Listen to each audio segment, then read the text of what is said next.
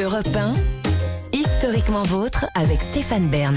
Tous les jours, vous le savez, historiquement vôtre vous raconte l'histoire sans se la raconter avec Jean-Luc Lemoyne qui vient tout juste de mettre le point d'interrogation finale de son quiz. Oui, je vous l'avoue, là, pour l'indice musical, je me suis pas trop cassé la tête. Blue Jean. Oui, la chanson c'est Blue Jean. Donc on va parler de Blue Jean.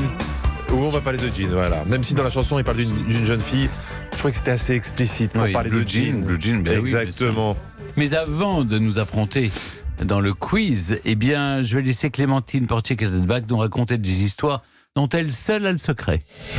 Dans l'intimité de l'histoire. Et aujourd'hui, Clémentine, vous avez presque pris le thème du crépage de chignon au pied de la lettre, puisque vous nous racontez les Sutherland Sisters, 7 sœurs qui le valent bien, qui avaient 11 mètres de cheveux à elles 7. Oui, Victoria, Sarah, Isabella, Naomi, Dora, Grace et Mary.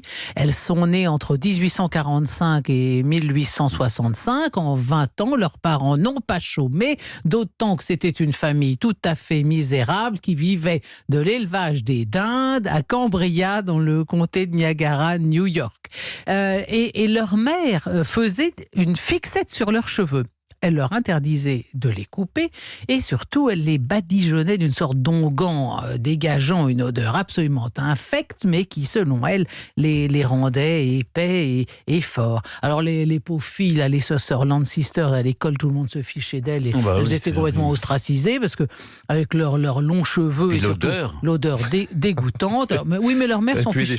Leur mère s'en fichait complètement. Mais leur père élevait des dindes, alors pas seulement ses filles, mais des dindes aussi. Et il était, en plus d'être fermier, il était révérend. Alors, il avait compris que ça avait quand même beaucoup d'allure, cette fratrie des 7 sœurs, comme ça, avec leurs grands cheveux. Il leur a fait apprendre des instruments de musique, il les faisait chanter à l'église ou dans des fêtes villageoises. Et puis, ça rapportait quelques sous pour rajouter des légumes dans la dinde dominicale. Mais bien vite, il se rend compte qu'en fait, ce qui fascine les foules et les spectateurs quand ces filles se produisent, ce ne sont pas tellement leurs performances musicales, c'est surtout leurs cheveux.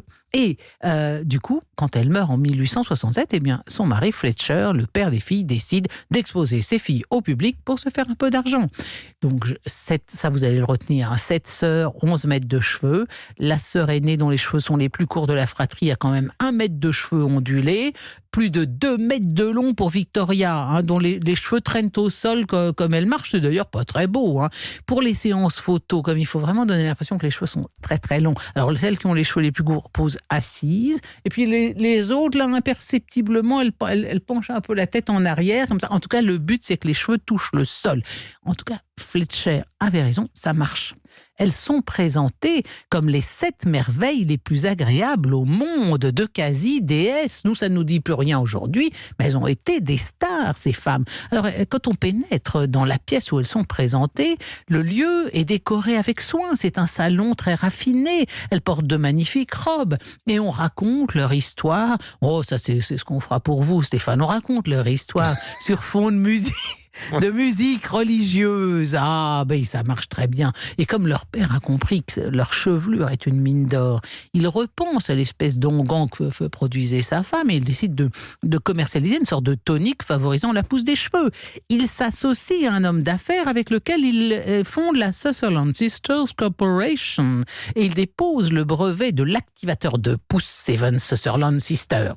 C'est un tournant majeur dans l'histoire familiale, car les Sutherland Sisters deviennent richissimes. Elles font la une des journaux. Au milieu des années 1880, elles sont de véritables stars et les gens les arrêtent dans la rue comme on vous arrête vous. Montrez-moi vos beaux cheveux, je vous ai vu dans le journal. On vous arrête pas pour vous caresser. Non, mais on vous dit des choses gentilles en tout cas. Oui. Elles, on va leur proposer des milliers de dollars pour se couper les cheveux. Bien entendu, elles refusent. Leur tonique activateur, c'est très malin, est vendu assez cher, de $1,50 à $1,50. Le pot, ce qui équivaut à l'époque au salaire hebdomadaire moyen d'un Américain dans les années 1880. Donc c'est un très bon positionnement. Elles visent les femmes les plus aisées, donc elles deviennent très riches. Ce sont de véritables businesswomen et quand leur père meurt en 88, elles continuent à gérer l'entreprise. Elles enrichissent la gamme de produits, elles créent des articles de coiffure, teinture, de coloration. Elles voyagent dans tous les États-Unis. Évidemment, elles sont une publicité vivante pour leurs produits. Elles partent à sec, là, et tout le... Oh, les beaux cheveux, il me faut leur lotion. Bon, alors, elles sont adorées des foules richissimes, tout va bien. On estime qu'en 1890, leur fortune s'élève à 3 millions de dollars. Elles commencent à dépenser un peu n'importe comment. Elles ont un nouveau train de vie luxueux à New York. Elles organisent des bals, des soirées de gala. Chacune d'elles a une femme de chambre personnelle qui est payée pour la peigner et démêler ses cheveux et non pas les crêper. Elles se font construire dans leur région natale un manoir de 14 pièces, une sorte de petit château à tourelles avec des coupoles, des luces, des salles de bain de marbre, etc. Mais enfin, le problème, c'est que, voyez, ça par contre, ça ne vous concerne pas, mais elles sont devenues tellement riches et oisives avec leur chien là, qu'elles s'ennuient. Et certaines d'entre elles se mettent à fumer de l'opium et à consommer de la cocaïne. Alors, bon, pour ne rien arranger, dans les années 1910, c'est la vogue des coupes à la garçonne. Bon, alors tout ça, les ventes d'activateurs de pouce, ça commence à s'essouffler. L'entreprise familiale met la clé sous la porte. Leur manoir prend feu. Les documents, les brevets, les recettes, tout part en fumée. Et bon, la dernière des 7 sœurs, elle est morte en 1946 dans la pauvreté. Elle avait 92 ans. Il nous reste les spectaculaires photos du temps de leur gloire, les Sutherland Sisters et leurs 11 mètres de cheveux. Je me demande si on les a gardés, leurs tignasses, peut-être, hein, dans un reliquaire. Ce serait bien. Merci Clémentine. Ça serait très bien, vous avez raison. Et maintenant,